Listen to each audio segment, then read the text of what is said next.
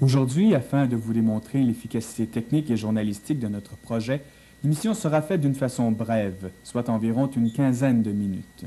Les informations ont été recueillies tout au long du mois de septembre 1986. Trois événements ont attiré notre attention, soit un accident de la circulation, les initiations étudiantes du cégep de Granby et l'incendie qui a endommagé l'édifice de la terrasse du parc. Bonjour et bienvenue à Actualité Plus. Un incendie a lourdement endommagé l'édifice abritant la terrasse du parc situé au 335 de la rue principale à Granby. Cet établissement abrite la crèmerie La Lichade, le restaurant La Terrasse du Parc et le futur institut d'arts martiaux qui devait ouvrir ses portes 3 jours après cet incident. L'incendie s'est déclaré vers 17 h et une dizaine de sapeurs-pompiers de la ville de Granby ont été dépêchés sur les lieux. M. Denis Turgeon, directeur des incendies à la ville de Granby, explique l'origine de cet incendie. Là, on vient de voir qu'il était après faire des coupés pour l'enseigne, là. Et puis le feu s'est introduit dans le mur, il a monté la couverture. Le feu couvrait dans la couverture. C'est un endroit à peu près de 3 pieds. Il est à remarquer que les sapeurs de la ville de Granby ont effectué un excellent travail puisqu'ils ont sauvegardé l'édifice.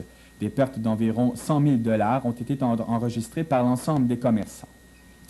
Qui n'a pas remarqué au début de septembre les initiations étudiantes du cégep de Granby?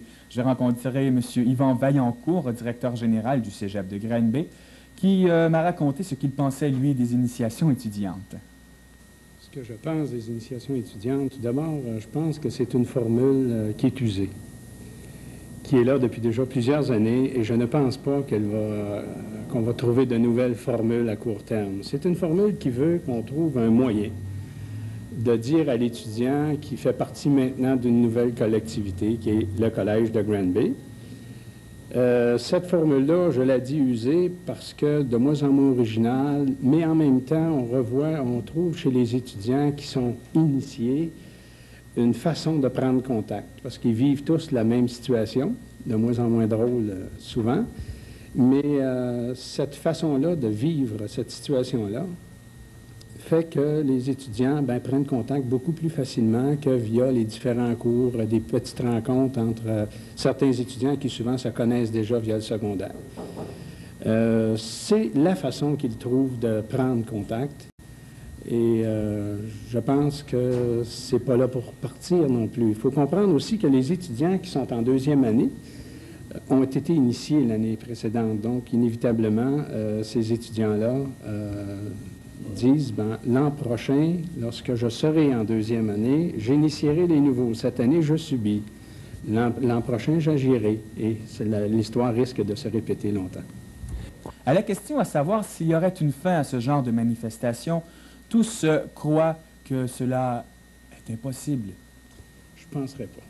Je ne penserais pas parce que, justement, ce que je viens de vous dire... Ça. As-tu le goût de continuer la tradition d'initiatrice? Ah oui, parce que je connais gros du monde l'année prochaine qui vont venir au cégep.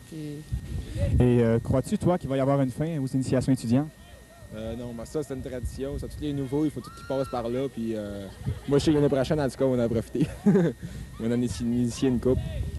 C'est une journée que plusieurs n'oublieront pas, notamment notre caméraman, réalisateur, M. Pierre Bédard, qui a été victime d'un hold-up étudiant tout à fait spécial.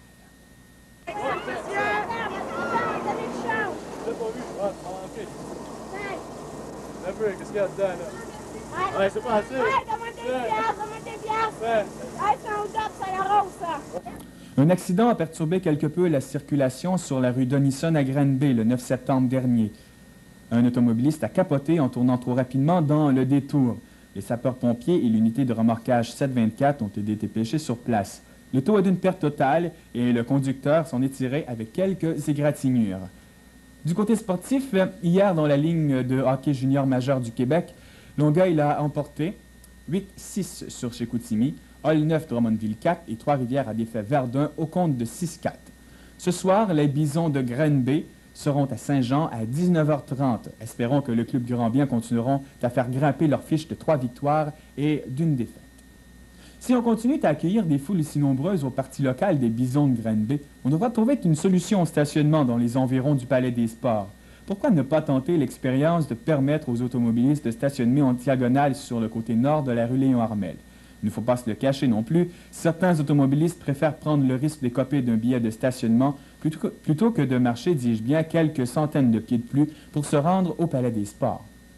La météo, la perturbation qui a donné de la pluie sur l'ouest du Québec poursuivra sa course vers l'est, apportant des précipitations sur tout l'est de la province.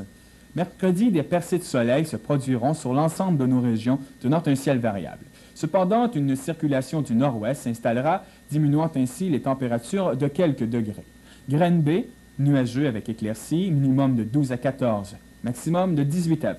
Probabilité de précipitation, 20 %. Aperçu pour jeudi, plutôt nuageux. Le coucher du soleil se fera à 18h37 et le lever se fera jeudi à 6h53. C'est tout pour le moment, espérant que ce bulletin d'information en bref vous a plu. Ici Benoît Voyer qui, au nom de toute l'équipe, vous dit à bientôt.